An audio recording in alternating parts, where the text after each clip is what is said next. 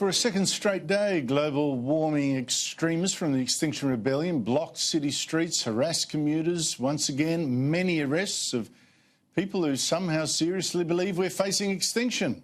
In Melbourne, 59 arrests alone.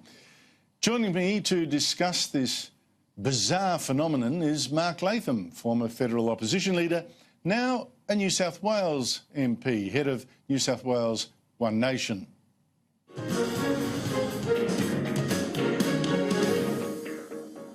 Mark Latham, thank you so much for joining me. What do you make of these Extinction Rebellion protests today?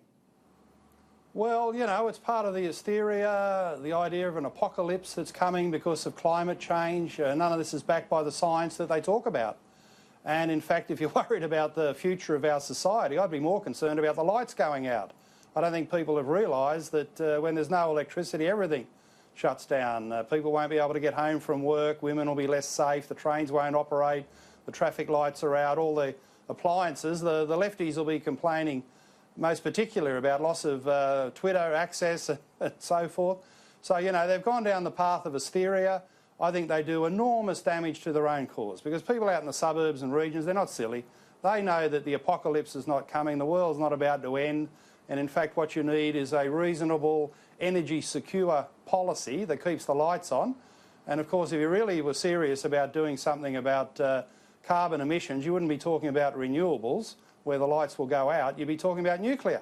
And that's the last thing. But hang on, you've just said something that really touches on something that I find intensely frustrating. You've just said, and I agree with you, most people watching these protesters, would know that their claims of the apocalypse coming, mass extinction, human civilization collapsing as early as 2050 is complete rubbish. What I don't understand is why our political leaders, Liberal and Labor, do not say the same themselves, that it's rubbish. Well, it's rubbish and it lacks credibility and it actually hurts the cause of these protesters because people where are the aren't politicians? going to support hysterical claims that are untrue. When Tim Flannery said the dams would never fill in Sydney again and they overflowed, people naturally thought, well, he's an idiot and his claims aren't supported. When they hear even the Prime Minister saying bushfires are caused by climate change, people know bushfires are caused by arsonists and lightning strikes. So if you're not in tune with reality, as people understand it, observable truth in front of us, well, you lose credibility. But why do politicians go for this? I mean, you just mentioned bushfires, by the way. I mean, why doesn't the government say, by the way, NASA has said, you know, the space agency, from satellite pictures, that bushfire around the world, the damage caused, is less and less by the decade. Now, but why don't politicians actually say this, or at least our political leaders? Why the cowardice? Well, I've got to say, Andrew, coming back into parliamentary life a second time, the big change is the number of political leaders now scared of social media outrage, scared of being attacked on the ABC, scared of being attacked on Twitter, scared of trending on Facebook or other platforms, scared of being attacked in the Channel 9 newspapers. A lot of these leaders live in fear. Whereas, you know, I think they should take the Donald Trump approach that if you're being attacked by the right people, by a pack of idiots, you're actually doing the right thing. And it should be a badge of honour to be attacked by these people instead of being scared of them. Well, you mentioned the ABC, and I think that's an excellent point. The ABC clearly has fallen right in with this whole global warming hysteria, and it is difficult to actually get the national broadcaster to present the other side, like, you know, we're actually getting fewer cyclones, world grain crops are setting records, and your chances of being killed in a climate-related disaster have fallen 99% over the century. To give you an example of what I mean about the ABC censoring debate, here is ABC host John Fain just today responding to a caller about the ABC's coverage of global warming. Have a listen. One of the things that bothers me is the ABC's coverage. We're not giving airtime to climate deniers. We're talking about whether or not the tactics of the Extinction Rebellion are appropriate or not. So, Mark, there you have an ABC presenter saying we're not going to give time to sceptics, and what's more, then calling them deniers, like, you know, bracketing them with Holocaust deniers. What do you make of that? Well, it's not balanced coverage. It's outside the ABC's charter to have balanced coverage, because whether John Fain and others like it or not, some climate scientists either say it's hysterical to talk about extinction, or they will say there's no climate change at all, no man-made climate change. So that is an alternative view. It might be the minority point of view, but on a public broadcaster, it's a view that should be heard. But Andrew, it goes even worse. I was watching ABC 7 o'clock news in Sydney TV last week, and the weatherman, the bloke, I think his name is Creed, who comes on at the end of it to tell us whether it's raining in Sydney tomorrow, the weatherman came on in the middle of the segment to present what was essentially a climate change report, some obscure Monash University report that had record temperatures in part of the northern tablelands in New South Wales. It was a climate change report from the weatherman.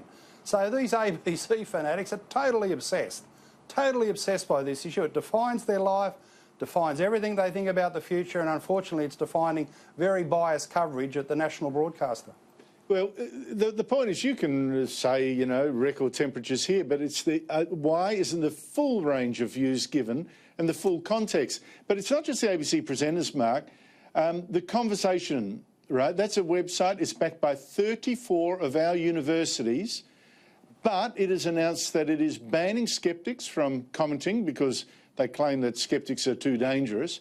Yet today it was perfectly happy to publish the dangerous nonsense of retired Admiral Chris Barry, who used to be head of our Defence Forces, is now with the Australian National University. Now, Barry's piece claimed, well, it is evident from Australia's increasingly severe droughts and record-breaking heat waves that time is running out to take action on climate change. Mark, I count at least 3 errors in that very first sentence, including the false claim that global warming causes droughts, which climate scientists like Andy Pittman say is false.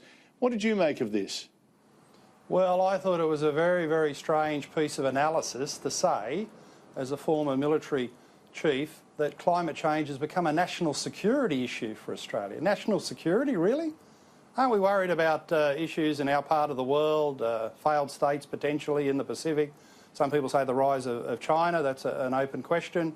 What do we do about India, Pakistan, North Korea? I mean, they're the national security concern. What the Americans are doing with Donald Trump's ending of the role of the United States as global policeman, they're all frontline national security concerns for Australia. But this again defines the lefties, even former military officials, where climate change has become their life, Andrew. It's become their life. You've read articles that climate change is gendered, climate change is about defined sexuality, that climate change has all sorts of dimensions that no normal person has thought about. And I'm afraid putting climate change as a national security concern is in that category. Yeah, and instead, again, of countering this hysteria, saying in this case, no, don't worry, retired Admiral, we've food crops are setting record levels. There won't be the starvation you talk about. Cyclones are getting low. There won't be that mass damage and all that kind of stuff. You actually get top politicians, Liberal and Labor, both are as bad as each other, not fighting this. They go along with it. Today, former Liberal Prime Minister Malcolm Turnbull actually blaming the few opponents in the Liberal Party that blocked his global warming policies. He said, oh, it's because of them then that Australians are paying higher power bills. Well, hello, isn't the whole global warming alarmism that's caused our power bills to go up? Exactly, and Turnbull is the author of 2 acts of financial folly. Australians are paying for his energy policies as taxpayers, the billions of dollars that have gone into subsidies for renewables. Renewables that can't keep the lights on because when there's no sun, the solar doesn't work. When there's no wind, the wind power doesn't work. So he's got us paying these subsidies for a power system, renewables, that can't get the job done. And when you factor in the transmission costs, you know, state governments are having to build at enormous cost. Huge transmission wires to link up to these solar and wind farms in western districts of New South Wales, in South Australia, where they couldn't keep the lights on. And on top of that, we've still got to fund our baseload power, dispatchable power that's needed when the renewables aren't working at night and on still days. So Turnbull's got us paying at every turn extra money. This is where the costs have come from. He's the culprit. And for him to turn around and say others are to blame for higher electricity prices is a complete fabrication. Mark, I sometimes fear for us, you know, when you get this hysteria on the hoof and politicians falling in along, you know, going along with it, and the ABC promoting it. Mark Latham, always great to catch up. Well, Andrew, Thanks a lot. it's the good thing about truth serum here on the Bolt Report.